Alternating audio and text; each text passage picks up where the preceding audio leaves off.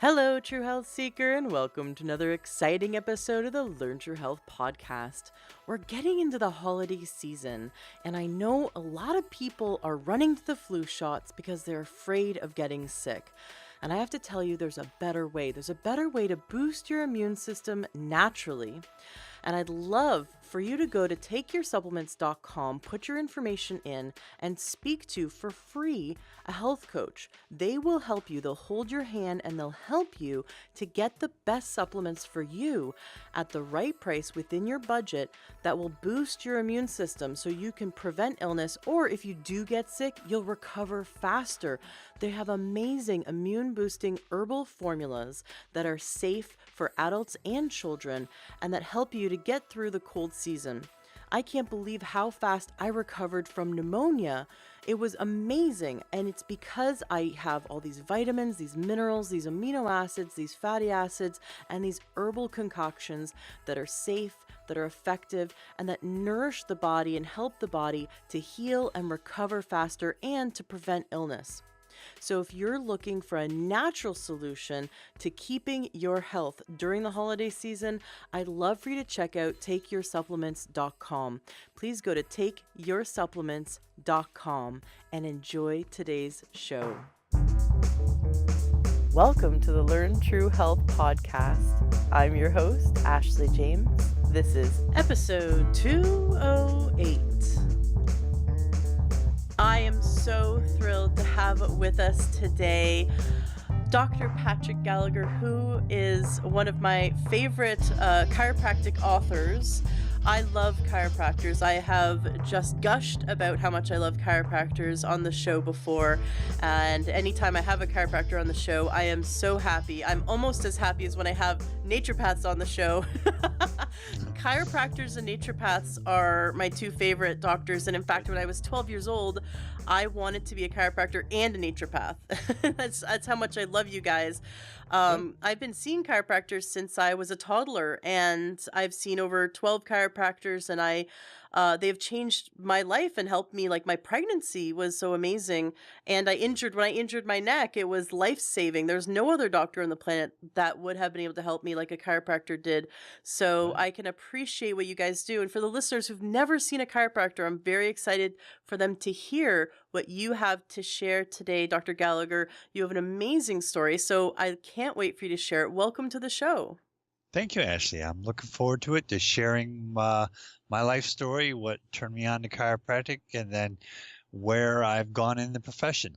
Absolutely, because you have a unique and wonderful way of healing head injuries and neck injuries that are that so many people really need the type of medicine that you're practicing now. True. It's the technique is called Atlas orthogonal, and orthogonal is Greek for 90-degree angles, that they should be perpendicular to each other. And when your atlas is not orthogonal, your head is not on straight. Thus, the title of the book is Your Head on Straight. It's just phenomenal, the results that we get as we correctly realign the skull with the rest of your anatomy or rest of the spine. Because when it distorts up there, you do put a lot of irritation at the brainstem level. So my story is where I first came into it was back in the summer of '80. I was at a graduation party, and I had a motorcycle ride without a helmet on. Not a good combination. So 11 days later, I came out of the coma. Oh my gosh. Had a fractured left jaw, cracked some ribs, and I definitely misaligned my spine, to say the least. And at that time, back in the '80s, I was only 17 years of age, but my family was familiar with chiropractic. And as yours were, obviously, as a toddler, you got under care. But I saw a chiropractor up in upstate New York, the Mid-Hudson Valley, Poughkeepsie. And I was just 11th going into 12th grade, and I was so inspired by what he did to me. I said, wow, this is really neat. You know, I was so inspired by the impact that his care upon my body. I said, well, I'm going to do this. So right out of high school, I went on and ran my track to become a chiropractor. So let's go back a little bit. Your accident. How long were you suffering from the injury, from the trauma of your motorcycle accident before you found chiropractic care? Um, yeah, I was probably about a month and a half, just really pretty stoved up because I was quite distorted. The medical route I went, I was in the hospital just shy of a month, and I went home, and I wasn't quite right. And my father was seeing a chiropractor up in New York, and he said, "Why don't you give this guy a try?" And sure enough, I did. And he even took some X-rays. The hospital hadn't picked up on it yet, but he found the cracked ribs. Mm. Every time, every time I breathed in or sneezed or laughed, I got acute pain in my sternum. So, but through his care, Dr. Lester Lutz, a big old gentleman with huge arms and big hands, but he was very compassionate. And and I was very young then, and I was up for realigning, both mentally and physically. So yeah, and it really got me in alignment. And then so I decided to become a chiropractor. I did my undergraduate work up in New York. And then it wasn't until I was in school in Georgia, Marietta, Georgia. It was Life Chiropractic College then, which is currently Life University, that I actually got my atlas correctly aligned. Oh So wow. so I was inspired enough to go on into a profession. But once I got into the profession and got specific work on my neck, that, I mean, my eyes opened up. So was Uh, that like 5 years after your accident, or how many years after your accident did you actually finally have the injury, the trauma that the accident caused to your upper neck, basically? The cervical spine is the neck for people right. who don't know the Yes. name of the vertebrae. And so atlas and axis being the top two bones in the neck, the very top two. And so those were out of alignment with your skull from the accident. How many Right. years was it until you actually finally had that corrected? It was the spring of '84, and it was the summer of '80 when the accident happened. So I was a few years just walking around with my head on crooked. Uh, Uh, what kind of so symptoms? Because obviously MDs don't pick this up. This is not what MDs do. What kind of symptoms did you experience? Like, how did you know that it was finally corrected years later? um, a clarity of like I had my patients as they share it currently, it helps me remind me of my angst as I went through as a teenager myself, but like a brain fog, like a dull Mm-hmm. ache, kind of vision wasn't quite as acute. Blurred vision sometimes often happened, just headaches, malaise, just not feeling like I was firing at 100%. Although I had been under chiropractic care for, all the pretty much most of that time period, I wasn't quite squared off on the top because although all chiropractors generally agree that the atlas C1 is the most important bone in the spine, we're kind of a unique bunch in our profession that really address that to the detail that we do. Not putting any other techniques down, but just the atlas orthogonal work is so detailed to that very one bone that we take 5 different views and we measure the millimeter and degrees displacement and I'm getting ahead of myself, but the adjustment itself, it's it's a concussive wave. There's no excursion, there's no poking of the stylus that goes over the transverse process, which is the lateral part of the atlas, right behind the earlobe. When we fire that off, and there's a percussive thrust in the on the metal that contacts the part right behind. If you'd go to your earlobe, your listeners can do this right here and now. Go to the earlobe, as long as not driving down a road, and put their finger right behind the ear. You're going to find a protrusion coming down off the skull. It's called the mastoid process. You have one on each side, of course, and go behind that little style, that little projection, and go down just about a half a fingertip and push in there. That's the C1, And down about another, maybe a fingertip and a half, is the C2 dorsal nerve roots, C1 and 2. And when the atlas deviates, those nerve rootlets get irritated. And the patient feels the pain at that spot, and I palpate the size of it. I said, that's tender there, isn't it? And he said, yeah, it sure is. And we grade those on scales of 0 to 3, depending on how severe they are. And we do that because we can sense when it's out. In addition, we check their leg length when they're lying on their back, supine, face-up leg check, and we look for deviations there. Those are the two things we couple with finding out if they have a atlas misalignment. And I mentioned that location of that dorsal nerve root because after we adjust them, we get them back up and we rescan those spots. And within the amount of time of lying on the side on a special table and getting adjustment and coming up, those nerve roots they're cleared out. Those nodules are disappeared, and it's that quick. So is so exciting, and I know it's kind of hard to explain something that is so incredibly visual to an audio audience. However, I think that by talking about the experience and talking about what kind of results you get, I think that can be very exciting.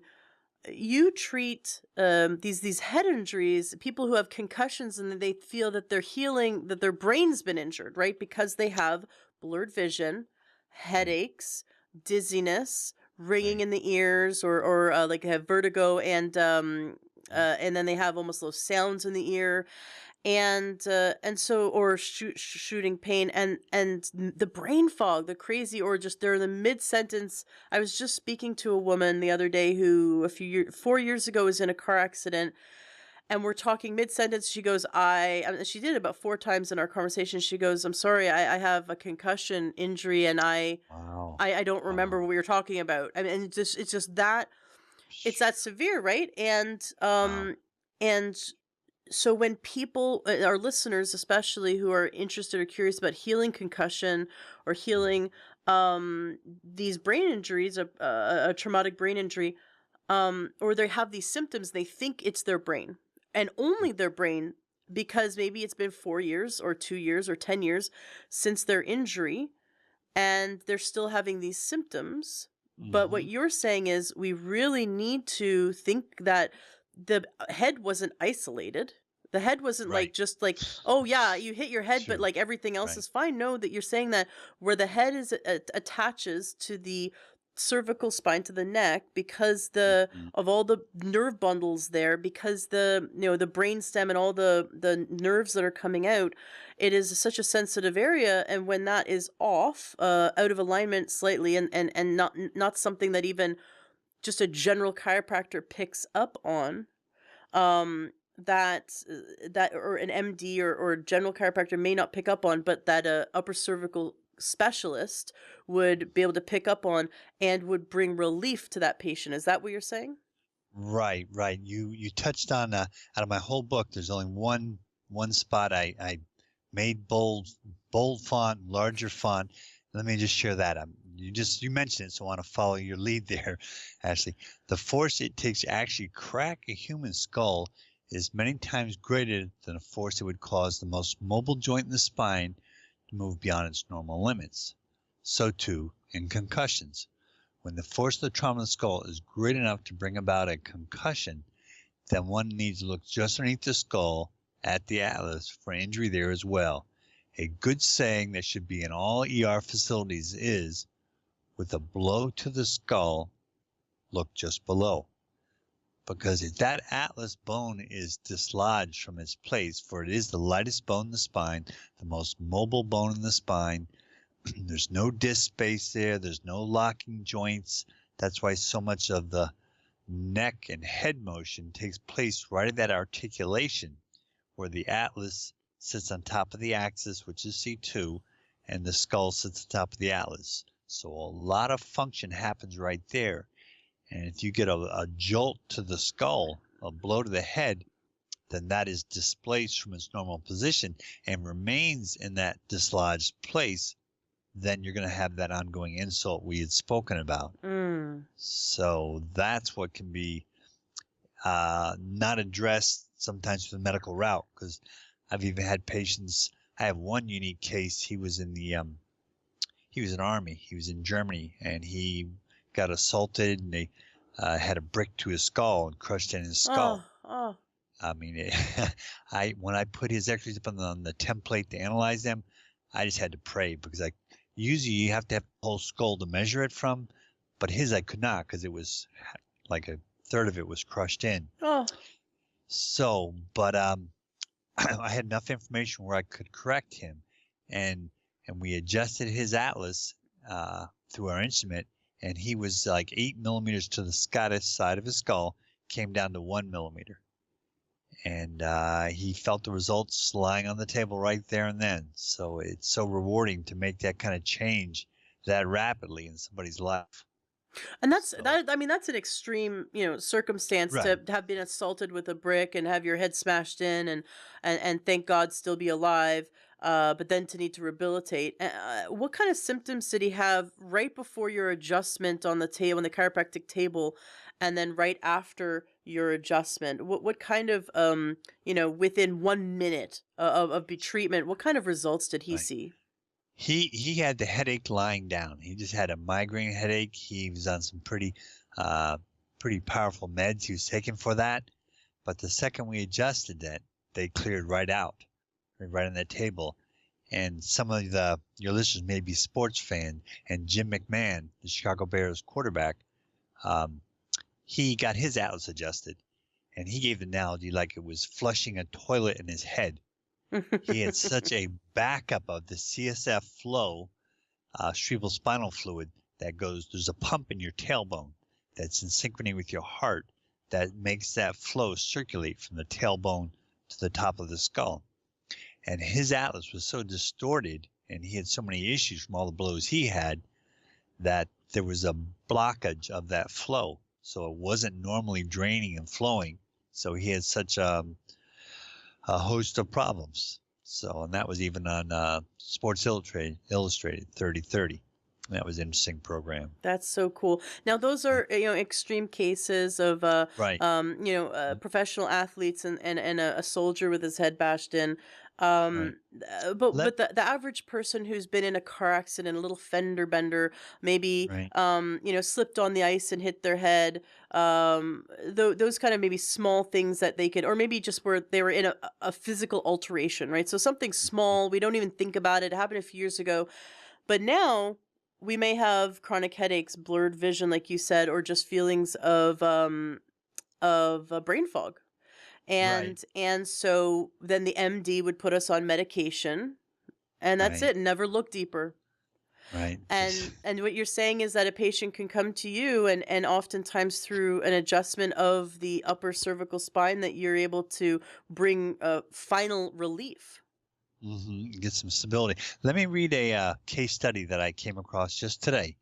Um, I'll read through the abstract and a few highlights of it. Upper cervical case care of a patient with post-concussive syndrome, PCS, positional vertigo and headaches. Objective: to outline critical changes after chiropractic care in a patient with vertigo, headaches, and post-concussive syndrome. Clinical features: a 23-year-old female presented for chiropractic care following 5 months after a slip and fall that resulted in a concussion.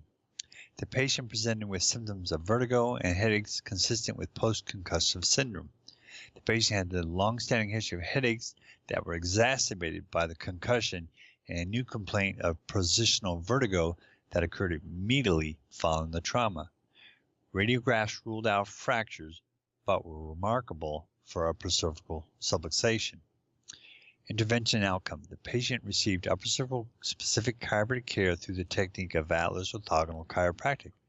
Atlas orthogonal protocol of upper cervical palpatory scanning and supine leg length analysis were used to indicate when an upper cervical adjustment was to be administered. Radiographic analysis was used to determine the misalignment and the exact vectors of the upper cervical adjustment. Conclusion: clinical findings suggest that upper cervical vector manipulation was beneficial in this patient with vertigo, headaches, and post-concussion syndrome. So And through the introduction and the rest of it, it was interesting that they said concussion is one of the most common forms of neurological injuries seen throughout the world. I mean, I could get that, though. I mean, everyone can get there. I mean, simply falling and everyone's going to be succumb to gravity at some point, or just going along the road and trip, and even in your house, slip in a bathtub. And another spot here, during the first International Symposium of Concussion in Sports, concussion was stated to occur as the result of a direct blow to the head, face, neck, or elsewhere in the body with impulsive forces that transmit to the head and may or may not involve loss of consciousness, as less than 10% of concussions result in loss of consciousness. So a lot of times people think, well, I had no injury. I didn't get knocked out. Well, there you go. I mean, 90% of people don't get knocked out, and they had concussions. So if you had that kind of blow to your head, as I said from my book, you need to look right into the base of the neck, the base of the skull, where the neck meets the skull, for an insult there. Because that's the most vulnerable point, is what you're saying, is that joint where basically attaching the head to the neck is the most vulnerable place. And although our brain was kind of like, jumped around a bit inside the skull, where, that can heal. And then what often is not left, what hasn't healed, because it's the bone misaligning with the bone. Right? And so what you're saying is like the brain heals, but then we continue to experience the symptoms of this injury because the injury is still there, perpetuating the injury because the head is not on straight. And so is it like the brain stem? Like, what is it actually aggravating? Is it aggravating the brain stem? Is it aggravating the cranial nerves? Is it aggravating the nerve bundles? Like, what is it aggravating that is causing all these symptoms? All the above. It's amazing. Even the cranial nerves that exit through the skull have their nuclei. The origin of those cranial nerves are at the brain stem. Like vestibular apparatus, the balance of an individual can be so insulted many times over in the fact that if your atlas is out of alignment, not only is your head tilted, affecting your balance, your leg length will alter, which is another factor that people overlook, that proprioception is a big key part in just your balance. How do your feet, like people with diabetic neuropathy, they don't feel their feet. Well, they're going to have a hard time with their balance. So back when the atlas deviates, one leg will draw up to balance the body out. I had actually a picture in the book of a patient who had a traumatic brain injury, and he was on a bicycle, and he got, at the age of 17, when I'm sure he was 15, he got struck by a car and cracked his skull. He was in the coma for 2 months. But he left the hospital, Ashley, and they noticed, well, one leg's longer than the other. And the MDs told his parents, well, he had a one-sided growth spurt. You got to say something. Doggone, my kid was in a coma 2 months. He's come home. I'm beside myself. Give me something. What has happened? But so anyhow, I have a picture of his shoes. Right, I'm looking at it right now. That are in my book. That they built his shoes up about 3/4 of an inch, and that's how they fixed it. Okay, so for those who've never seen a chiropractor and don't understand that when you go to a chiropractor, you lie on your stomach and they say, okay, put your feet together, and then they lift your feet up so your knees are bent. And they look at your feet and then they put them back down the table, and all the while you're lying on your stomach. And this allows a chiropractor to see if your feet are out of alignment, if there's one leg's longer than the other, that it actually means there's misalignment all the way up, and it could be as far all the way up to the top, right where the very top of the neck meets the head. I'm sorry, exactly. I'm kind of dumbing it down, but you're right. For those who have never ever been to a chiropractor, you think that chiropractors are magicians because you go in feeling crappy, you lie down on their table, they like lift your feet a bunch of times, and then they adjust you, and then they lift your feet. They have you lie back down on your stomach, lift your feet again. You go, wow, okay, I'm better. And my husband and I and our child go to the chiropractor, and so I get to see this happen even on. I'm not my child has been going to chiropractor since our child was a fetus, because I saw a chiropractor the entire time in my pregnancy. It totally Good for made you. my pregnancy amazing. And then when we were coming home from the hospital, we on the way, I had my chiropractor stayed in the office, and on the way home Wow. from the hospital with our newborn, we Right. popped into the office and got our first adjustments. But my son, I could see him as a baby and now as a toddler. If he's out of alignment, because I can kind of watch him, he's not walking straight, sort of. I could just watch his gait, and I thought, okay, this sort of Uh-huh. looks like he's taking a step back in his development, because he went from being able to run, now he's kind of walking weird. So bring him to the chiropractor, and he lies on his stomach, and the chiropractor takes his feet, puts them together, and then bends the knees, and so then he sees, sort of like if you're trying to kick your own bum, and he holds them so the knees are a 90-degree angle, and he's holding the feet, and for sure I could see that my one foot was longer, one foot is pointing out, so like the leg is longer than the other. And I'm thinking to myself, oh my gosh, what's happened to my son? One leg's longer than the other. And then my chiropractor adjusts him and then does it again. And both feet are normal. Both legs are of normal length. And it Mhm. is amazing. And I can see it on my husband too. And it's so much fun to watch, right? Because Yes. you can't really feel it when you're on the table, but it's so much fun to watch. And it seems Mhm. like magic. And I've never quite understood how it works, but it works Mhm. over and over again, because I've been seeing chiropractors my whole life. Right. And but so this guy, the parents believed the complete BS that the MDs fed them. I mean, this is the hubris of the MD, is that they can't ever say I don't know. They have to make Right. up something. That's why if an MD if you say, why do I have this XYZ, and the MD says it's genetic, you fire that doctor, because it's genetic is their cop out, is their complete Uh, cop out. You can't say your disease is genetic, that's it. Come on, that's not the root cause. I'm mhm. sorry, but don't get me started, but when you go to an MD and they're going to, if they don't know the answer, most MDs will just give you some crazy made up answer, because they can't ever be caught vulnerable, and they can't just say I don't know. And I really value the MDs that have put their ego aside. But so many times people will take it as reality and then live by it. So these parents went home, got new shoes made for the son, because he's Right. like 3 inches on one leg longer than the other, which is asinine. Instead of going to Right. see a second opinion, but thank God they came to see you. So continue the story. So they went Okay. to see you, and So, you're looking at his shoes, just laughing, going, "Oh my gosh, this poor well, kid!" Right? I had to take yeah. So anyhow, I looked at those and I adjusted him, and sure enough, that his legs came balanced. So, and this is a little bit different. We do a supine leg check. A supine leg check where they're flying on their back. Their eyes are getting information to where their head is. It's Oh, called very the cool. right. It's called the righting reflex. If you tilt the head off to the side, the body senses that, because the eyes are pretty perceptive where the horizon is. So the body adapts to where the head is in relation to the horizon. So anyhow, we took the x-rays, we adjusted him. He came down dead balance. So now I'm in a penumbrum. I mean, this was in I think, springtime. I said, am I going to stick this 3/4 inch lift in this gentleman's feet and his shoe and let him walk out of here, or am I going to make him walk out barefoot?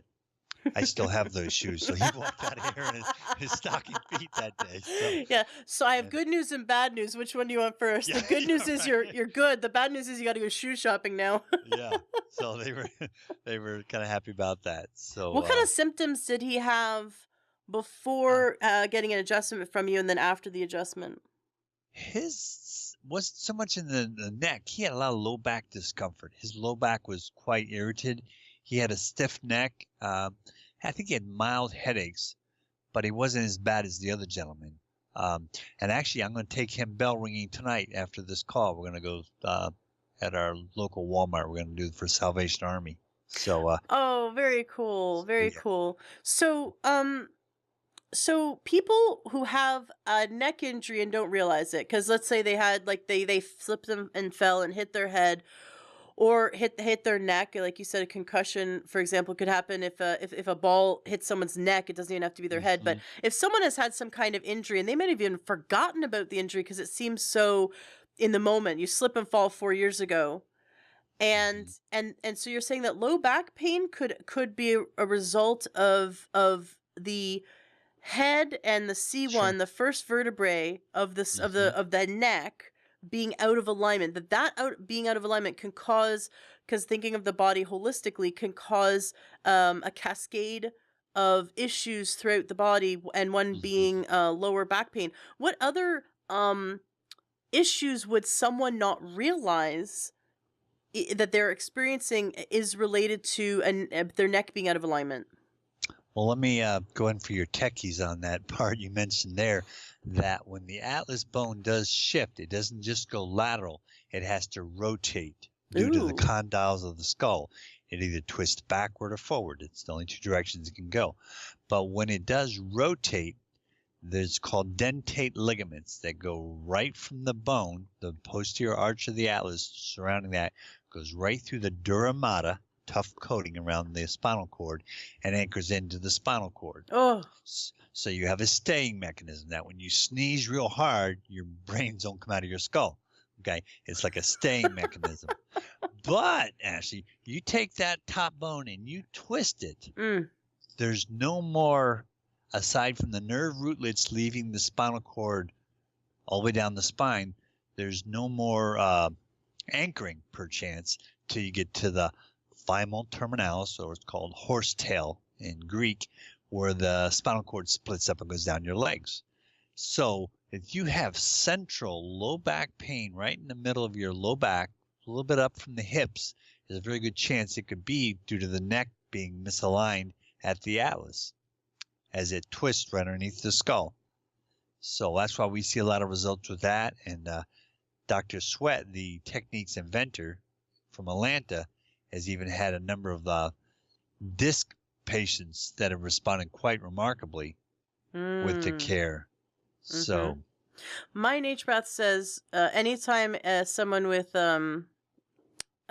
wrist pain, because I live near Seattle, we got all these techies, and so they all get carpal tunnel thinking, oh, I just type on a computer and have carpal tunnel. He sends them to the chiropractor because he says the first thing I'm going to right. do is make sure that this carpal tunnel isn't actually um your neck being out of alignment, and most of the time they don't have to come back to him because it was in fact their neck and nothing to do with the wrist. It was just that was where the symptom ended up being Yep. demonstrated, but the root cause Okay. was their neck. Is also something you see in your practice? I do. And what's kind of frightening down the road for our society is all these tech neck. You've heard, I don't know if you heard that term, but Well, let me share my story with TechNeck. sure. So, Go for it. this was about, I want to say, 2013, and my husband and I jumped in our truck, and we drove up to Calgary from Seattle. It's like a whole day drive, whole all day long. And I had my little iPhone in my hand at the time, and I was doing Facebook, probably taking pictures of everything along the way.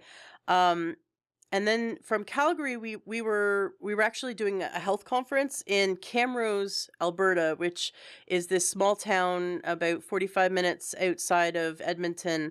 And there's about 18,000 people in Camrose, Alberta. Beautiful, beautiful town. There's a nice conference center there, and we were working in alignment with some naturopaths and doing a health show. So we arrive in Camrose. I fall asleep that night in our hotel room. I wake up, roll over to give my husband a hug before we get out of bed, and all of a sudden, the entire building is toppling over. The room is Wow. spinning. The bed is flipping over and over and over again. And I start screaming because the entire building is collapsing in on us. But then it keeps collapsing over and over and over again. And I'm screaming Wow. over and over. And the bed keeps toppling over and over. And the room keeps spinning over and over. And I get up out of bed and I start, like, you know vomiting because of the motion Wow. sickness, and I'm thinking we've hit a black hole, and so we just the entire room over and over, and I can feel my body like I'm on a roller coaster going over and over and over and over, and eventually I realized the building is not collapsing in itself, the room is not spinning, and that's my body, but I have no idea what's going on because I am in acute massive vertigo. My entire body is falling and spinning, and I can't stop being nauseous. I and the first thing I thought to myself is, well, I had Chinese food, so it's probably food poisoning because who eats Chinese food in the middle of nowhere in the prairies, in some small town, probably was not the best thing to do. And so I was like, okay, this must be the MSG. They definitely put MSG in my food. So I send my husband and our colleagues to go to the health show, and I stay in the room because I figure I'll feel better. Well, a few hours later, every time I turn my neck, the entire room, the entire world starts spinning, and I start feeling nauseous again. And I think it just finally hits me. Wait a second, this isn't food poisoning. Every time I turn my neck, my symptoms get Right. worse. And so I Google chiropractor, and there's luckily a upper cervical specialist. I mean, this is a town of 18,000 people, and there are three chiropractors. I was like, and we're in the middle of nowhere, Canada, right? And Mm. so, and I booked with an upper cervical specialist chiropractor. Like, thank God that it was just perfect. And I went to him, and he's like, "Oh yeah," and it was just my atlas was so out of alignment. It was, and I couldn't believe it, and it was from, and I finally realized it was from staring at my phone, which was in my lap for the Mhm. entire drive. And we were in our truck, and the suspension on a truck, it's an old Ford truck, and it was kind of bouncing around. So my head was staring down at my lap, and I was bouncing around for like good 9 hours. Mm. And then that was 2 days before, and then all I had to do was turn my neck and my head in bed, and it was enough to trigger that huge vertigo. Well, I had vertigo for over a year afterwards, Wow. and Wow. I saw a Blair chiropractor when I got Mhm. home, and I mean it was definitely better. It was so much better. But ever so often, if I didn't have good sleep or was stressed out and I turned my neck a certain way, the room would start spinning again, and I had to consistently see my chiropractor, and and also catch myself every time my cell phone was in my lap, because I noticed that Mhm. it was such a hard habit to break. And even to this day, my husband, we look out for each other, so he'll say, okay, where's your neck, or where's your cell phone, and I'll catch him. Okay, where's your iPad? You got to pull it up, we have to hold it up, because when our head is pointing down at our crotch, basically, that Right. because we're not, I have to keep thinking about what were we designed to do for the tens of or millions of years, or however long we've been here. um what were we designed to do? Well, we weren't designed to be sitting statically and staring at something, in an awkward. We weren't designed to do that. We were Right. designed to Uh, move, and we weren't designed to Function. be. Yeah, we were designed to function and move and be fluid and constantly be on the go. We weren't designed Mm. to sit all day or hold Mm. something statically all day, or stare at our crotch all day, which is where a lot of people put their cell phones. Right. And so that's my story. Anytime I see someone with their head in their crotch staring at their iPhone, I let them know, like, you can seriously damage your body and have years of vertigo from this. And thank God I had the chiropractic care that I did, because I know there are people out there who suffer horrible symptoms, and they don't realize that they let their atlas go out of alignment from something as simple as using a cell phone incorrectly. Right. Right. And they're starting younger and younger now. These little Oh, kids, 4 or 5 years old, are grabbing phones and playing games in that position. So what's going to happen then when they get in their 20s and 30s? They've been doing that for decades, even at a young age. So, yeah, because if you can imagine, the spinal cord itself is an extension of the brain, and it's a very sensitive tissue, no doubt. I mean, it's basically fat, like jelly, is the brain. So, but if you extend that by flexing the chin to the chest and rolling the back backward, then you're going to just tug on that all the more. And then you put a little twist in there, like when the atlas rotates, as your case, when you turn, it exacerbates it, and your world was spinning. mm-hmm. That's what we had a number of cases in here. And the things that can cause that, this one story I had in here was a woman that had vertigo, and she was a patient of mine for a good long time period. I was seeing her for about 3 or 4 years periodically because she had about a 2-hour drive to my clinic. And over that time period, her atlas had changed from one side of her skull to the other. And I kept puzzling her and said, "You sure you didn't have a car accident or a bad skiing accident or something happened?" She said, "No, no, no, no." And then we're inquiring more, and she says, "Well, what was happening?" She had a child, and from about the age of 6 months to 18 months, what he would do is he would tug on her mother's ear, on her right ear, and she always cradled him that way, and she gave into that because, a cute little boy, and she gave into that. But what he did by his distortion, her atlas used to go to the left side of her skull because she gave into this tugging on her right ear, pulling down numerous times a day for, 12 months solid. Her atlas changed from left to the right side of her skull. Wow. So, and her vertigo was so bad she couldn't even lie on my table when I check her leg length. She just said, I'm spinning. And well, I adjusted her. Shoot, I haven't seen her since. She's been very well. I adjusted her sometime back in probably this past July, and here it is December, and I haven't seen her again. So she's holding solid. So it's a pretty stable joint. It's held together by gravity, essentially. The skull coming down and the axis C2 going up. And that's why it's pretty stable. But rides like roller coaster rides, or some of the Seymour Johnson is close by here, and there's a lot of fighter jet pilots here, F-16 jets, and they have an awful lot of G's these pilots are pulling as they're looking back over their right shoulder or the left shoulder, trying to see who's behind them, and pulling 7 or 8 G's. That really compromises the integrity of the neck. So we definitely enjoy keeping their heads on straight too. Speaking of the integrity of the neck, my chiropractor after the vertigo incident said, never have your hair washed at a hairdresser salon, at a hair salon, because putting your head in the bowl will throw your neck out of alignment. Is that true? Did you read my book?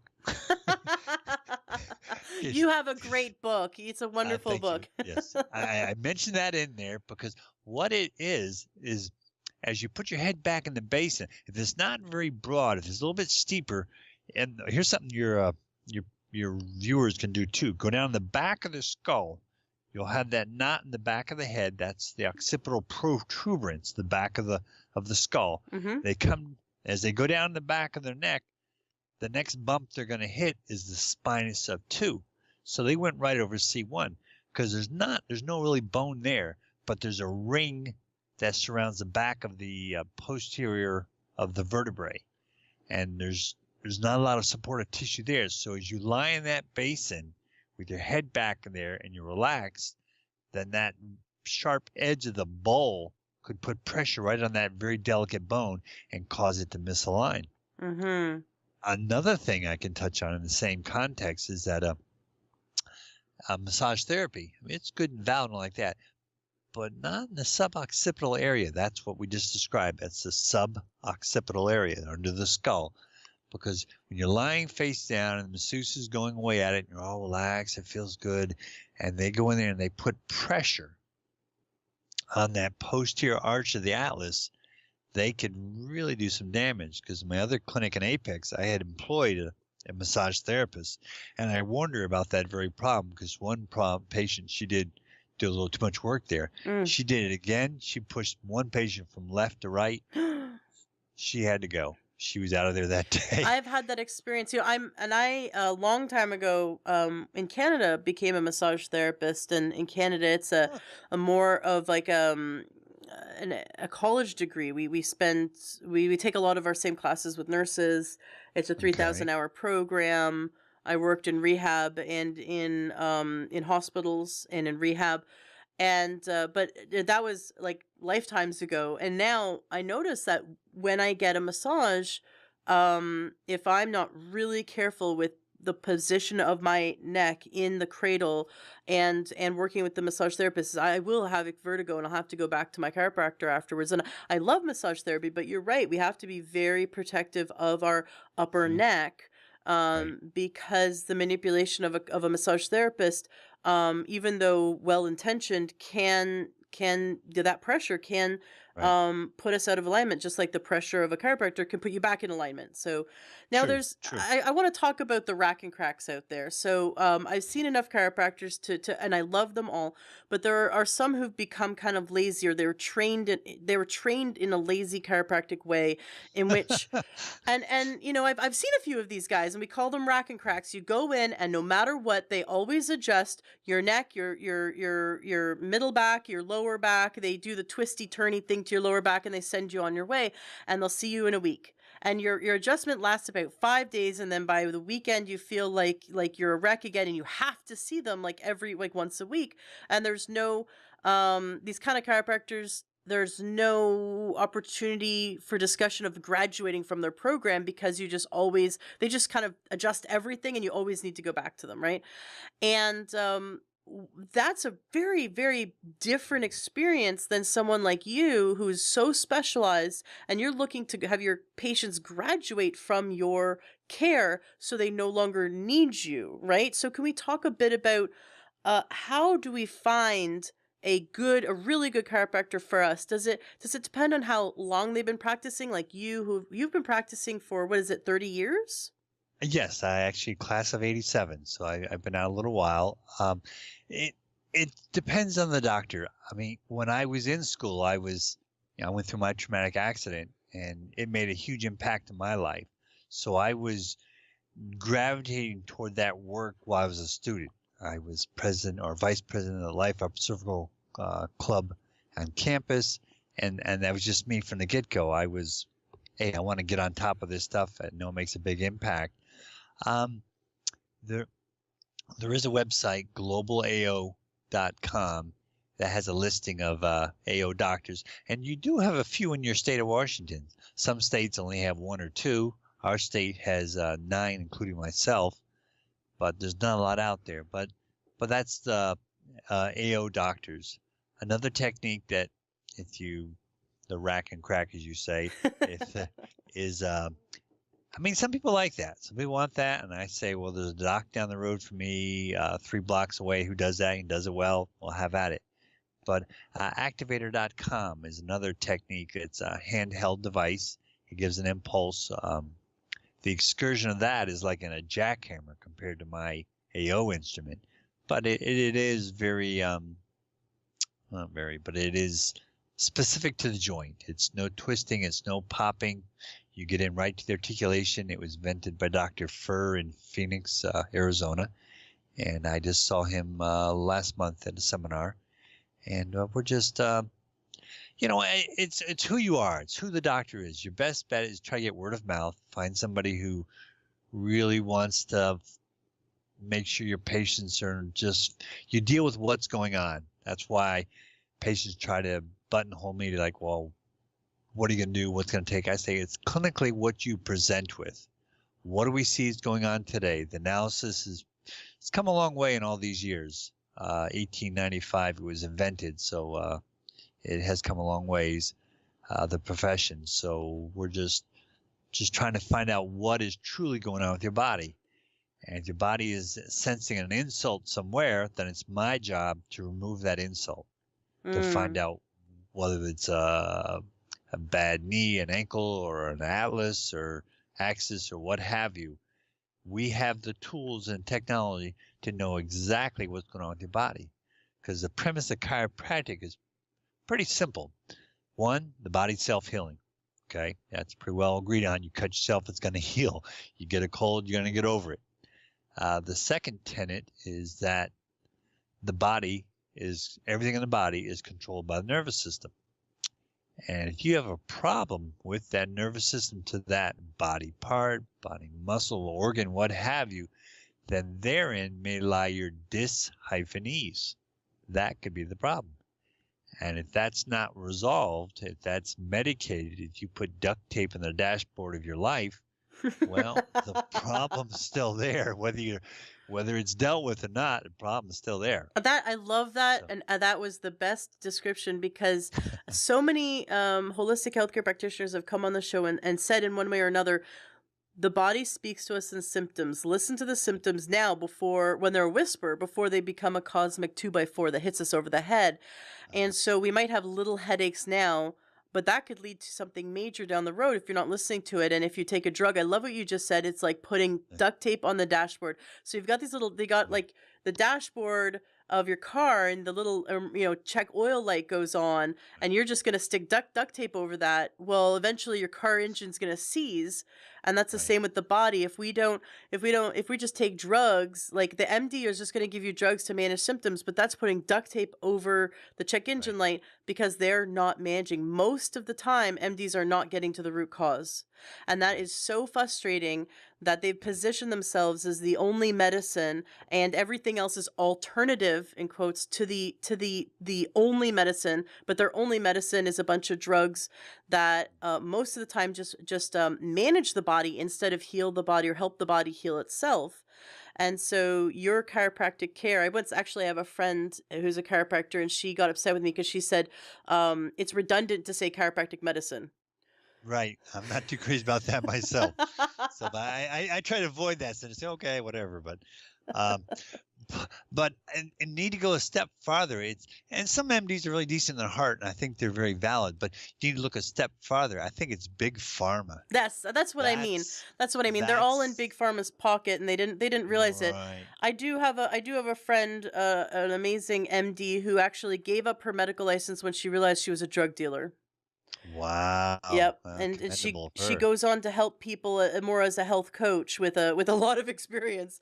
But Wow. it's true, Very it's good. true. MDs they go into medical school wanting to heal people and help people, and most of them wake up one day with a big mortgage and a car payment and putting their kids through college, and then they have bills to pay, and they realize that if they don't keep pushing these drugs, they're not going to be able to pay their bills, and it's the golden handcuffs. Right. Right. That's a shame. Um, when I give talk to children and when I give like even homeschoolers, I envision that saying that if I'm gonna throw up, is that good or is that bad? And they'll, ooh, that's bad. I say, well, if I've eaten something that's really pretty rancid in my stomach and my body knows that it needs to get out of there real quick, I think it's a good thing to throw up. And they say, oh yeah. And then I go, how about if you got a fever? Is that good or is that bad? They say, oh, bad, bad. I said, well, your body's pretty intelligent. And if it knows those bugs are going to die at about 101 degrees, your body's going to crank it up and kill those bugs. So if we're fighting our own bodies, then whose side are we on? If you're taking medications to trying to mask or mimic or stymie the symptoms of your body being healthy in its attempt to survive and function, I think you're missing the boat. Because even like our gentleman with the elevated high heel shoes there, that his body was trying to level his head out. So it drew Mm-hmm. one leg up 3/4 of an inch to put his eyes level. So if we're combating that, we're really gonna have a hard time to find health, because God doesn't make junk. And my book in chapter 5 is what is your body saying, and then chapter 6 is what's up with drugs. So I have them in that order, that we really need to listen to our bodies and just make appropriate responses to what's going on. So I had an interview. I like that you brought up the fever. Looking at what's the body doing, and sometimes it's not all bad symptoms. Sometimes right, they're incredibly good, and it's a good sign because it means your body has a strong immune system and it has a strong response and it has a strong right, healing response, and that's a very good thing. I interviewed Dr. Gambrell. She's a anesthesiologist who went on to become more of a holistic healer, holistic healthcare practitioner. When her son was diagnosed on the spectrum, she began to question everything and start to really dive into how can we help a child heal its body and detoxify and be the healthiest that child can be. And now, because of everything she does and teaches, her son is able to actually be in a normal school, like in a regular school with all the other kids, Mm. whereas he couldn't before. And so she's seen so much progress that's even children on the spectrum can accomplish with holistic medicine. But what she observed is that every time her son had a fever, so like 104, let's say, most parents would be freaking out, throwing their kid in an ice bath, giving them Tylenol, Mhm. trying to suppress or turn off the fever.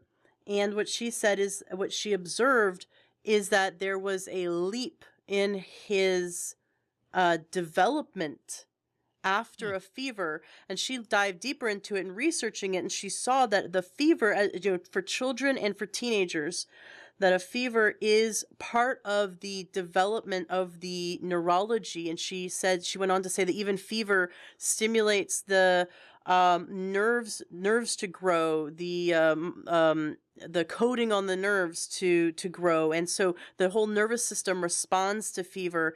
And she saw huge leaps in his cognitive development. And since working with a lot of other parents around fever, and helping them closely monitor fever but never suppress fever, they have also seen huge leaps in their development. So something, I know we're getting a little off topic, but I think it's important to note that something where most parents and most people these days are taking drugs and Mhm. being told to, we've been brainwashed to think fever bad, must suppress or stop a fever. If you get a fever, oh my gosh, it's going to kill us. Mhm. Whereas if, I mean, you read enough information, you see that even a seizure, a baby with a seizure is fairly normal, and can be fine when they have a fever. So it's not like, they're going to die right away. Like everyone with a fever would die from it. But we're kind of overreacted, and we run to the drugs. And here it is that we're actually missing out on something that stimulates healthy development. And she's really excited about that because of Wow. how much work she's been able to accomplish with all these parents. Mm. And I thought that was just so interesting that it made me think, how much have we been brainwashed in our society Mhm. about everything? Because if 100 years ago fever was healthy and kind of just managed with teas and stay warm, get bundled up, Right. help the body raise Sweat it that out. fever, sweat it out, yeah, and sweat it out was healthy. And now Mm. it's throw them in the bath, give them Tylenol, quick, stop the fever. And we're Opposite of the body. right. We're not trusting our own innate ability to heal. We've been brainwashed or raised now in this society where we don't trust our body can heal itself. And what you're saying is the foundation of chiropractic care is that the body can heal itself, and the chiropractor is meant to bring the body back into alignment so the body can heal itself. Exactly. Exactly. That's it. That's it in a nutshell. And there's something else, another term that came to my mind is called GAP, general adaptive potential, that your body should be able to adapt, function, and vary with things that happen in life, the stumbles and falls and the colds and the fevers, that as long as you have a big wide gap, your body can fluctuate. Mm. But when your lines of the gap come down where there's no gap, there's no life. You cannot adapt. You cannot endure things. You cannot respond to things because you don't have that potential of normal function, normal nervous system, normal immune system. All those things are compromised due to number of factors: bad health, bad eating, bad sleeping, taking drugs too much. You got to listen to your body to let it to keep a large gap so your body can respond to what happens in life, because life happens and we all know that. So be prepared for it. Yeah, I like that you bring up gap in neurolinguistic programming. We call it behavioral flexibility. Those who Okay. have the most behavioral flexibility will control the system. Will have the endurance to outlive those without. So Yeah. so Okay. you That makes see you sense. see those who are rigid in life, rigid in their beliefs, rigid in their body. Rigidity leads to death. In nature, you see a tree that cannot bend will Right. break, right? Right. And Right. so you're saying that in health, when we're looking at achieving true health, one thing we want to see is how flexible are we? How flexible are our joints? How flexible are how is our Mhm. mind? Can we go out and experience the elements and not break down, right? So Right. you're saying we want to create the largest gap possible where we could go in 115-degree weather and we could go in, 10-degree weather, and we could be okay, right? Or we could, go for a run and be okay, or we could be hit with some emotional stress and be able to bounce back, or we could maybe have one night of bad sleep and be able to bounce back. So whereas those who maybe have a smaller gap would have one night of bad sleep and be like totally wrecked for 3 days, right? And Right. so where they got to catch themselves in their life and go, okay, where am I not? Where do I not have this behavioral flexibility, or where do I not have this health to have this space to experience these variables and still bounce back, right? Right. You need to have that. You need to be dynamic and functioning that you can uh, take a licking and keep on ticking. But when, when you can't, you can't. So it's just yeah, and that's why I so enjoy it. And kids are dynamic. Mm-hmm. They don't take much care to get them right. I'm looking at one right here in my book. Liam. He was I think he was 3 years old, and he was at a daycare center and he fell about 3 foot off a table onto a concrete floor. He landed head first, and they all freaked out and took him to the ER. And they said, oh, he's fine. We don't see anything broken. Go home and take some meds. But thereafter, he started having fevers, strep throat, ear infections. He would not sleep the night through. Ever since the fall, he didn't sleep the night through. And what the little guy would do, the parents noticed this, and the grandparents, is he would bang his head against the wall. His innate intelligence was telling him that your head's not on straight. Wow. You got an insult there. And I saw that child for 4 visits, and he's been good to go. The fever left him. The strep throat was gone. Ear infection wasn't any more reports of it. And he started speaking better, because when you cannot hear well, you can't speak well as a child developing. So that's why ear infections, otitis media, all those things can be a pretty serious issue. And they're finding that I've heard of some pediatricians are saying they're finding that write it out, because they do resolve. Besides, amoxicillin and all this stuff for perforating the eardrum to make a new drainage tube for that backup of fluid. Oh. So, yeah, there's just a natural way is just let the body respond. And it's out of alignment. I'm glad you brought that up. I'm really glad you brought that up, because that's a very big thing now that pediatricians are talking the parents into going in for the 3 surgeries in one, where they get their tonsils and adenoids removed, and they get a hole basically put into their eardrum, right? They get the tube put into their ear. And they're talked into this because the kid has either chronic earaches or sore throats or a combination. In a naturopath would say get the kid off dairy, and they have fantastic results with that. Just get the kid off anything with cow. If it comes out of a cow, don't give it to a kid. Yep. And just incredible results that way. And then I have a lot of chiropractic friends on Facebook, and they all say, I see it all the time. Oh, parent just came in with the kid with chronic ear infections. They opted not to get the surgery and instead came to me. Boom, the second I adjusted, earache gone, done. Done, drained right there on the table, done. And so it's so amazing to know that as a parent, and I love the listener, all the parents out there, the listeners, and listeners, if you have friends with kids who have these issues, please share this episode with them, because it's so incredible to know that. What would you rather have your kid do? Go under? I mean, it is a major surgery. There are children who have died because they're allergic to the anesthesia. And how do you know your kid's allergic to anesthesia until they're put under? And would you rather have your kid go? It's a major surgery where they're under anesthesia and they cut into them and they put a tube into their ear, potential for death. Or would you rather your kid not drink dairy and go see a chiropractor? And because that has proven to be incredibly effective, the MDs are putting duct tape on the dashboard, as you said, because the body's reacting to the dairy and reacting to the neck being out of alignment. And that reaction is just you're just removing the sensors, basically. By removing the tonsils, you're just removing the sensors. I think it is barbaric. Isn't it? Just seems totally backward to remove a part of the body that is trying to tell us something, that something's wrong here, and MDs think it's okay to remove that part of the body. Right. You recall one of the presidents said that they let my blood out one more time, it's going to be the end of me. And I don't recall who it was, but that was the demise of one of our presidents. They just bleed them out. That's what they thought was the answer back then. Bloodletting. Right. Just get that bad blood out of you. Don't replace it, but just let it get out. It is something. But for your geeks out there, very scientific, the actual the inside. If you ever go up an airplane, your ears pop, right? Mm-hmm. Well, what that is, it's the eustachian tube. It goes into the throat. The levator palpebrae has a little flap of skin that opens and closes the eustachian tube to allow the pressure out of the ear.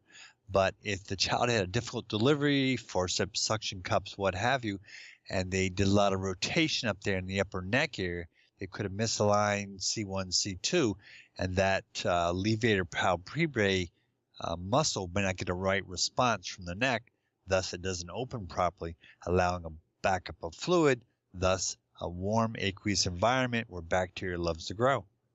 So from the birth, so basically, I mean, I can come back to blaming MDs again. So they use the forceps or whatever they're doing, suction cups, and I'm just joking at that point. You know, I know there's a lot that can go wrong when doing delivery, and even the most perfect delivery could misalign an infant's neck. So the baby's coming out of the birth canal, however they get the baby out, could have misaligned the neck. So basically from our birth, we could be having these issues. Someone could be having these issues their whole life. Is it that the neck doesn't correct itself? Why is that? Well, it's what we call subluxated. It is in a misaligned position, and it's fixated there. It's fixated in the misaligned position due to whatever insult brought it to that position, and it needs to be realigned. Just alignment is the term that everything can grasp. That you drive down the road of life and you run over a curb and get your front end out of alignment. Sure, you can keep steering the car back to the center of the road, but you're fighting what's going on. It's better to go get your car realigned, straighten out the struts and the bearings and everything that back where it belongs, so you don't wear out the tires and cause all that insult.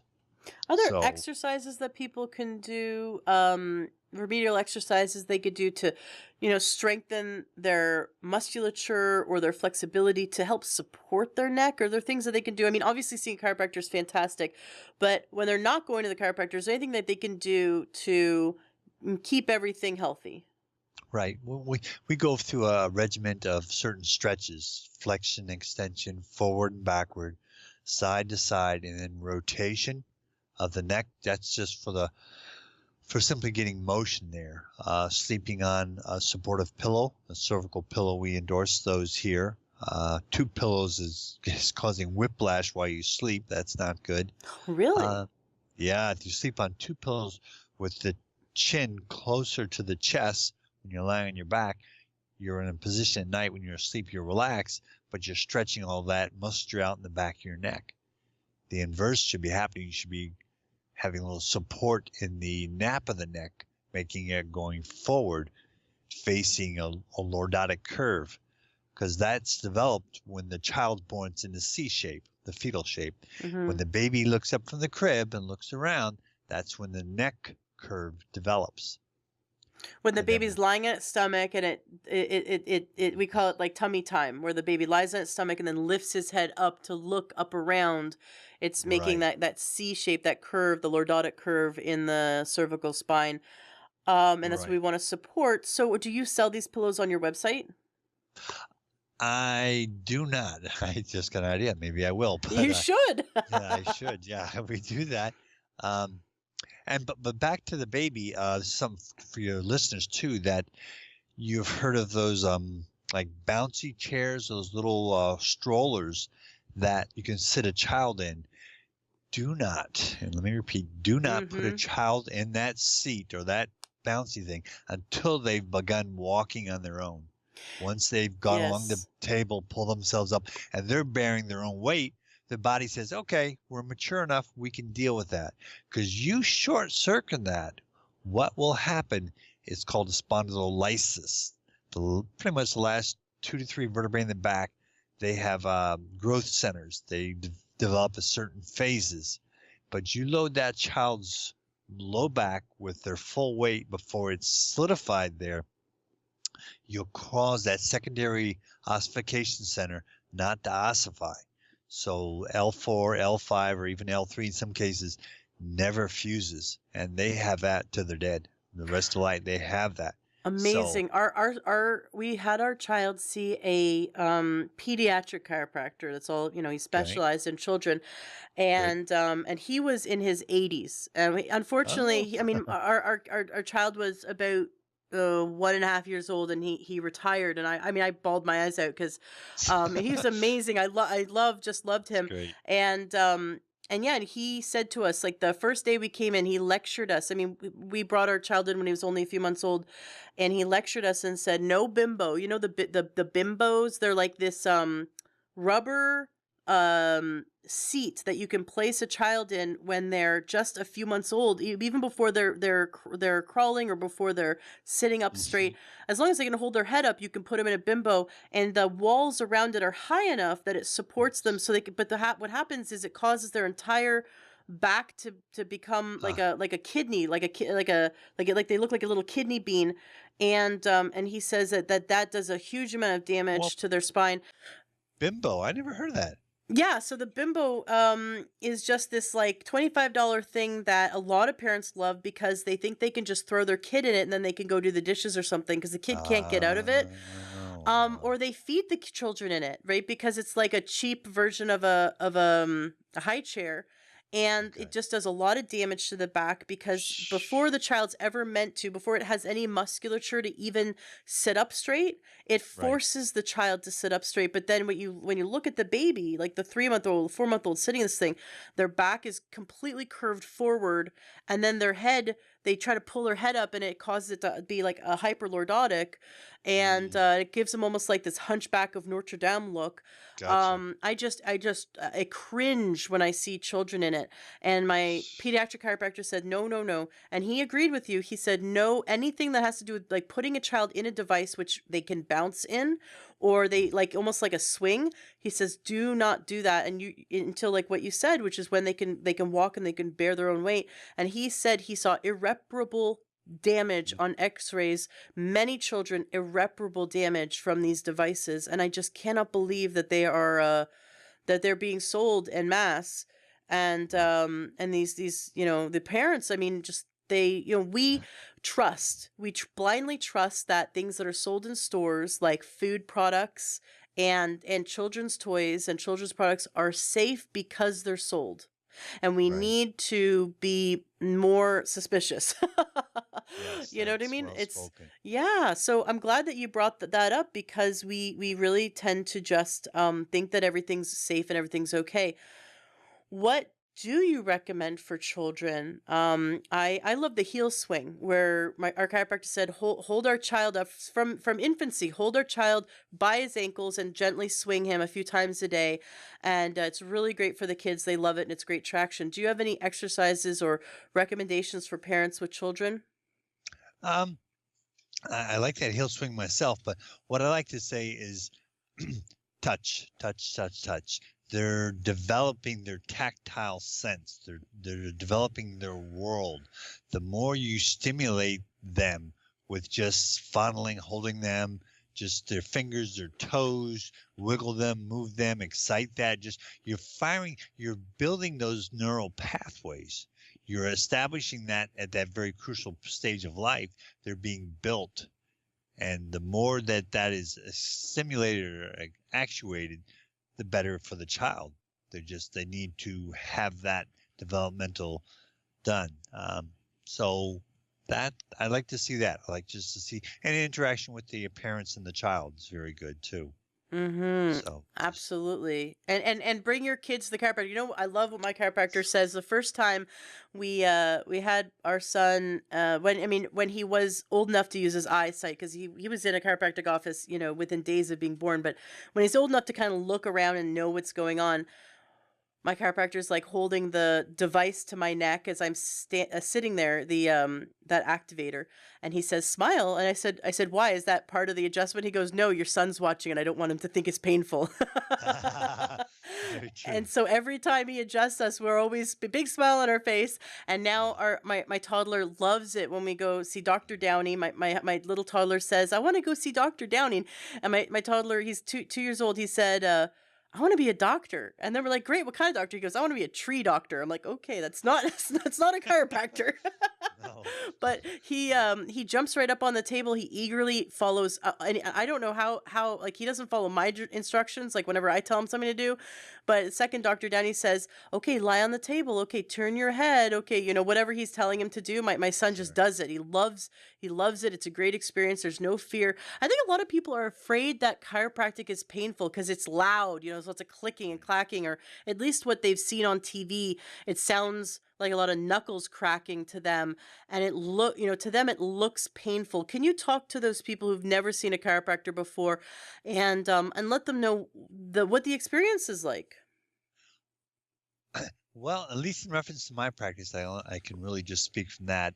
Is what we do is we look at the body as a whole. First, we'll do a consultation. History is one of the most important parts of an examination.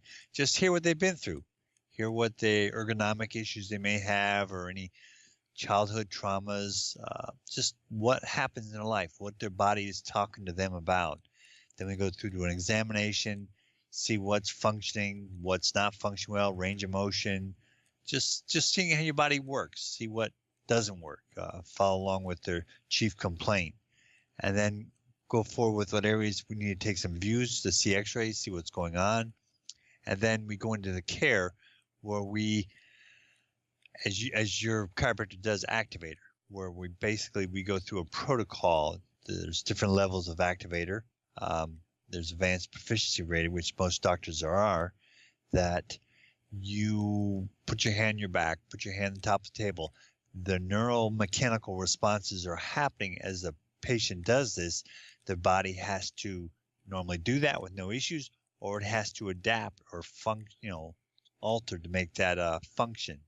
And that's why we're looking at your feet. And when we see your leg length change, we know what area is not functioning right. And we take the activator device and go to that area and put an impulse, a thrust. Nothing, nothing painful, as you've already stated. It's just making that articulation work better. It's jammed up. It's not in proper position. As we apply that little thrust, high velocity, low force, we make the alignment, and then the body functions better. And quite often, like one of them is when they turn their head to the side, they're lying on their stomach, and I say, come back to the middle. And if I see a change in their leg length, I know the last segment of their neck, C7, was out of alignment. I'll go make an adjustment, and I'll say, okay, turn your head to the right again. And I say, now come back to the center. And I'll say, did you notice a difference? They say, yeah, doc, it was easier the second time. I said, because you're supposed to be a certain way. When you're not in proper alignment, things don't work well. And as we make the adjustments, things work better. And the results are that quick. So it's just a matter of keeping things in alignment. So that's what the activator technique does. The twist and pop, that it's called cavitation, is the popping. It's a release of nitrogen gas that builds up in the joint. Some endomorph relief. People kind of get addicted to that rush of the endomorphs in the body, so they do like that. But I don't know. Dr. Sweat, the inventor of this technique, is in his 90s, and he's practicing. He's practicing like this week in Atlanta, and I'll turn 55 this month. I plan to practice for decades going forward. If I'm hopping on hips and twisting neck, it takes a toll on the doc too. So I'm mindful down the road of life what I want to be doing, and I love the profession. I love seeing results. I got a card today from a patient in about 2.5 hour drive from here. She just said, so I was thinking of you. Thank you for making my life all the better. And just to get that and be mindful that we're touching lives. It's Mm-hmm. yeah. That's why I often Sincerely yours in the world's greatest health profession. That your patients don't die from side effects or what we do to them doesn't hurt them. We're just putting them back in alignment and letting them express things the way they ought to. So it's Mm-hmm. I quite a was reward. I was very intrigued to hear that. I went to see my chiropractor about a month ago when I had really bad flu-like symptoms. I mean, it was just it hit me hard. I don't know where my gap was, but I didn't have it. Okay. And I went to my chiropractor and because I just felt like on death's door and I needed some relief and I had had like a constant headache from I don't know if it was just lying in bed too long, who knows. And I went to see him and he said, kind of like he told me, I'm really glad you've come to see me because we're really great with flu. And I thought, what? I've been seeing chiropractors my whole life. I didn't know that chiropractic was great with the flu. He goes, yeah. And he cited something that I don't remember the exact thing, but it was like 100 years ago, Spanish flu kind of thing, happened. Some big flu happened, and those under chiropractic care had, like there was a massive percentage of more who recovered faster, survived, did better, Right. and it was, can you speak to that? Do you know what I'm talking about? I do, and I wish I had more details to share, but that was in Davenport, Iowa. That they had a large area. They were just treating an awful lot of people, and they were outliving those that were not getting care. And That's why was this the Spanish flu? Did I get that right? I don't recall that. I remember it was a pretty bad epidemic of flu. It was really taking a lot of. I think people were dying of it quite en masse. But the people that were getting chiropractic care, they were not. Yeah, and And so anyway, that it was was like it was a life-changing experience. I was sitting in his office feeling like just give me the drugs, man. I'm just ready. I'm ready to be knocked out by drugs at this point. And he adjusts me and I went from being able to I could hardly talk, I could hardly think. I had no brain like I was just stuttering. Could hardly even wow. communicate. I was wearing my dark glasses cuz the light was affecting me. I mean, it was bad. And I was trying to explain what was going on, but it was so hard for me to communicate. And then he adjusts me, and all of a sudden, it was just like it lifts, and I was there again. And I didn't feel like I needed to go to the drugstore and just get doped up on something. I felt like I could make it through the flu. It was amazing, and I can't say enough good things about the outcome of seeing a chiropractor, but specifically about AO, because this is what you do. Um, there's several different styles of upper cervical, in the terms of specialty, right? So Hmm. so I know that there's Blair, there's Nuka, Right. and now there's you, Okay. so that's AO. What's Right. the difference? What's the difference between Blair, Nuka, and AO? Um, I'm familiar with Nuka. It's the instrument. AO is it's a table mounted instrument. So the specificity of it is what Dr. Sweat really focused upon, that a doctor from Albuquerque, New Mexico to New York City, they all can do the exact same adjustment with the vectors, with the information, because it's not the muscle contraction of the doctor to make the adjustment. It's a calibrated, very controlled instrument that delivers a force into the atlas that makes the adjustment. And that's why the specificity of this is so really out there, that of all the techniques, it's said to be one of the most specific and repeatable techniques. So that's what Dr. Sweat was, and he mentioned that in my book a few spots, that's why he has, because he used to do the handwork with Dr. Grostic, and he was teaching a very, I had a lot of followings doing his work, but he just deviated from that and got the specificity with the information at Georgia Tech that went through the research, and they figured out the vectors, how you make the corrections, and Dr. Sweat knew what needed to have happen, and he went to Georgia Tech, and a number of years of work, they started producing instruments that could duplicate what needed to happen. So that's why it really stands out now. And even the Montel Williams, you might have seen him on stage, the Montel Williams shows, where he was always shifting around from side to side because his atlas was out of place. They thought I think they said he had multiple sclerosis or something. They were so concerned about that. But his atlas was out of place, and his leg length was imbalanced, and he got his head adjusted, and he's out there living for it now. The doctors show a lot of things are really starting to see that this work is starting to get some credence to it. Mm-hmm. So it's fun to be a part of it. Our numbers about the whole profession is about 60,000 docs out there, but we make up maybe 600 of those are board certified AO doctors. So Wow. Wow. So we're lucky to have one in our state. yes, you've got a yeah. I can't think of the doctor. I know of the doctor up your way. I just can't recall his name. He's in Olympia, I believe. So yeah. So Very it's cool. great. Yep. Very cool. And So we'll and if someone wanted to see an AO doctor, what website would they go to? globalao.com. Now, if someone wanted to see you because you're so fantastic, let's Oh, talk about your clinic. Where is it okay. located, and how can people see you? Sure. I am in North Carolina, central state, toward the coast a bit. We're in Goldsboro. We're basically on Highway 70 in this area of the woods. Seymour Johnson is the Air Force base that's in this town. I had a website at one point that said AO4EastNC.com. I had the whole East Coast, North Carolina, and I still do. I have patients.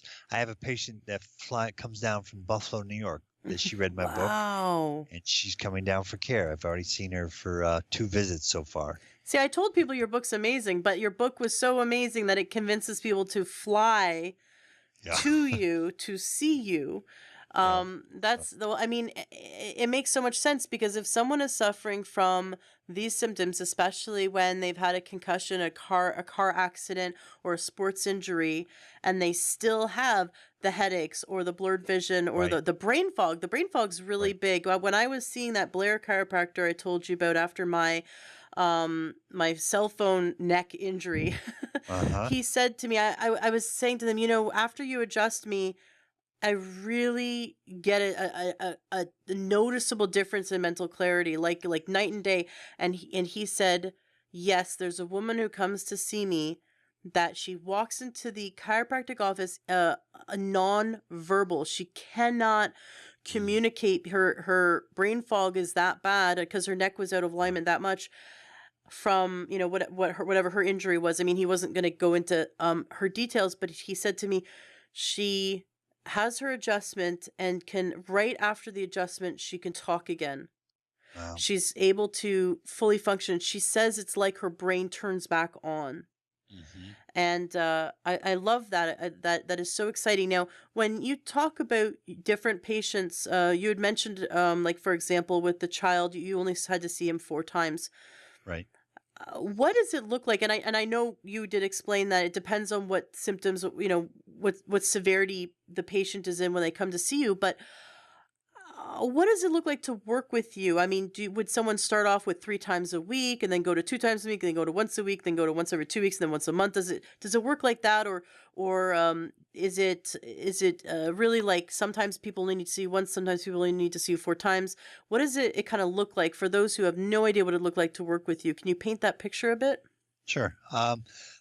Typically, they're like if they can manage to get here, ideally you do want to see someone a number of times a week in the beginning, because unless they're very young and they've only been out of alignment for a couple days or so, usually we get adults, sometimes older in life, that they've had issues for, you know, months, years, or decades.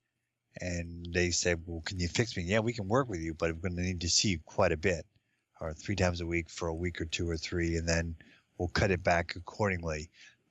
My one patient from Buffalo, I let Dr. Sweat, the inventor of the technique, help me a lot with her protocol. And just she would come down for like a 3-day visit, exam, adjust, and exam, X-rays one day, adjust the next day, and a follow-up day to see how the adjustment held. And the second visit down, she came down for 2 days. We adjusted her once and then did a follow-up visit the next day. So everything's variable. There's nothing set in stone, but we strive to find out first is, can we help them? And if we can help them, what would it take? What are we going to do? And we even have we do a little bit of laser work now to help with some tissue healing, and that's a whole nother podcast, but Oh, I'd love to have you uh, back on the show to talk about that. Is it yeah, cold laser therapy? Is that what you're referring to? yes, it is. I would love to have you back on the show to talk about that. I had a Yeah, chiropractor on a while ago who had just kind of mentioned about how because we were talking about digestive health, and he mentioned that he used the cold laser on the vagus nerve to see incredible healing results, and that's all he said, and it left me on a cliffhanger. So I would love to have you back on the show to talk about the healing benefits of cold laser therapy, uh, because that's so intriguing. I love anything that kind of feels very sci-fi. I grew up yeah. watching Star Trek, so anything that Yes, feels like Star that's. Trek, I want to know I share about. that quite often. So you recognize this? This was done on TV back in the 70s and 80s. So here it is today in reality. That's so cool. I just want a replicator so I can order my tea Earl Grey hot, and Yeah, right. Beam that's me up. yeah, beam me up. That's very cool. Well, so that's exciting. What else do you have in your center in North Carolina that would be interesting for us to know about? Well, we were just great in doing this AO work because, as I said, the nearest one to here is like Raleigh, which is a little bit over an hour drive away. We do this work. I've actually reached out to some Marine bases to Mm. a lot of the gentlemen that get those blast effects and how they're traumatized. Mm-hmm. And I have some of the staff from the base down there that are my patients, and they gave me a website to go to, and I'm just putting it out there. Said, hey, let's even take cost out of the equation. Let's just see what we can do for these guys and Mm. females, and just say, hey, let me give it a chance. And I'm actually I'm on the board of Traumatic Brain Injury Association North Carolina, and I was at a seminar this fall in Nashville, and just like, wow, a lot of the stuff I have out there is really, people are really traumatized and Mm-hmm. they need care, and that's what led me to try to reach out to them and help them. There's a sad statistic that and I don't remember the exact percentage, but I had a doctor of traditional Chinese medicine on the show who shared about concussion, and that once someone has had a concussion, that the rates of suicide go up. Oh yeah, Um, so there's more, I mean, there's more that gets affected, right? And then the frustration, right, around that, and the fact that they're walking around not realizing that their neck has been forced out of alignment, so that the body is continually further being injured by right. that, or the injury is being sustained, basically unable to fully heal. Um, when you're talking now about working with soldiers, Mhm. have you seen that helping people, like doing these adjustments, have you been able to help people resolve anxiety, Oh, depression, huh. and post-traumatic stress? Let's talk a bit about the emotional healing that goes on, because there's so many people walking around with anxiety and depression, and also there's a lot of post-traumatic stress. So uh, what kind of effect does your technique have on healing unresolved emotional angst? Let me take one right from my book here. This one was Mary. She had TMJ issues, um, temporomandibular joint. Let me just read her. And for those who don't know what that is, when you open and close your jaw, it's the jaw joint. It's Correct. I had That's TMJ so bad when my molars, my wisdom teeth grew in, and I had it. I didn't have them removed, and so when they grew in when I was in my early 20s, my TMJ just locked up and was incredibly painful, and I had to learn how to do intraoral massage to release it, which is a lot of fun and actually wonderful. But so that joint can be incredibly painful, and so for those who don't know the TMJ, it's basically when you put your hand on either side of your jaw near your ears and you open and close your mouth. That's the TMJ, right? temporomandibular joint, and TMJD is temporomandibular joint dysfunction. Here's a letter from her name is Mary. I wish to express my gratitude and let you know how grateful I am that you were able to help me. When I came to your office, I was at 16 months of not eating foods that require any chewing and severe jaw pain. I had been to countless dentists, doctors, and clinics which tried to help me, but I was still not better.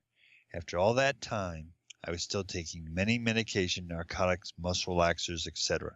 plus receiving dental work and therapy with no relief. 1 week prior to coming to your office, I was at a very dark place and was desperate with God to please show me something that would help, and felt completely helpless. My friend Carrie recommended I see a chiropractor that specialized with the activator and the atlas. I very reluctantly agreed to go.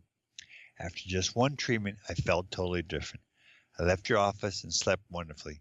I had not slept good in 16 months or more. Mm. I woke to find my jaw pain completely gone, and now I can eat regular food. Praise God. Thank you so much, Dr. Gallagher. She was going to take her own life. Oh my gosh. She had enough narcotics to kill a cow, and her family knew that, and they managed to get the narcotics away from her. And then on her second visit, she came in with that testimony. So I didn't even have to ask for that. She said, "Here you go." Her second visit. That is amazing. Yeah. Well, I want everyone to read your book because it's, we, even those who have not who don't think that they have this problem, your book goes on further. It's not just for people who know that they've had a head injury, right? It's for it, we can all benefit. There's so much great information in your book. I think we could absolutely all benefit. Christmas is right around the corner. Yes. Holidays, everyone's giving each other gifts. I think your book would be a fantastic gift to give to those whom we love and want to see be healthy. So the link to your book to buy it is going to be in the show notes of today's podcast, so everyone can buy it. The book is Your Head on Straight? A New Approach for Healing Head Trauma. I think it's wonderful, by Dr. Patrick Gallagher.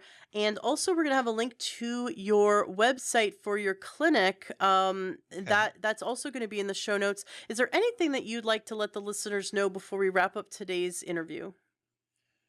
No, I'm just thankful for you to give me an avenue again to put out there what people don't know about, because a lot of people don't really know about Atlas orthogonal, and that there is a specificity out there that can really get people over that ongoing nagging ache that they just can't seem to get resolved with. So I'm thankful to play a part and make a difference. Wonderful. And your website has some great information. I love the pictures of your table and your computer and the device that you use. It looks very specific. I think that's really neat.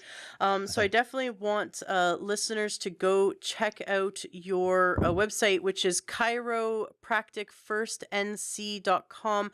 And that is going to be, like I said, in the show notes of the podcast, along with the link to go buy your book on Amazon. And please leave a 5-star rating. Please leave a 5-star review for this book, because the more we buy the book and leave the rating, the more we'll up it in Amazon, so the more people can see it, the more exposure that book gets.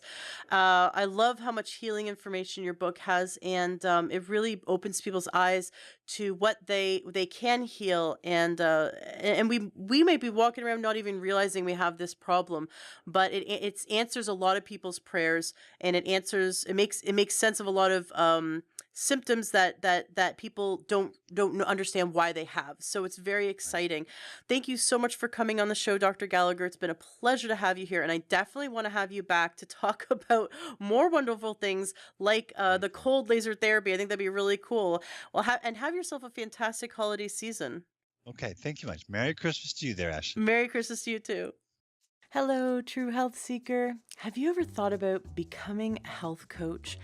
Do you love learning about nutrition and how we can shift our lifestyle and our diet so that we can gain optimal health and happiness and longevity? Do you love helping your friends and family to solve their health problems and to figure out what they can do to eat healthier? Are you interested in becoming someone who can grow their own business, support people in their success? Do you love helping people? You might be the perfect candidate to become a health coach. I highly recommend checking out the Institute for Integrative Nutrition. I just spent the last year in their health coaching certification program, and it really blew me away. It was so amazing. I learned over 100 dietary theories. I learned all about nutrition. but from a standpoint of how we can help people to shift their life and shift their lifestyle to gain true holistic health. I definitely recommend you check them out.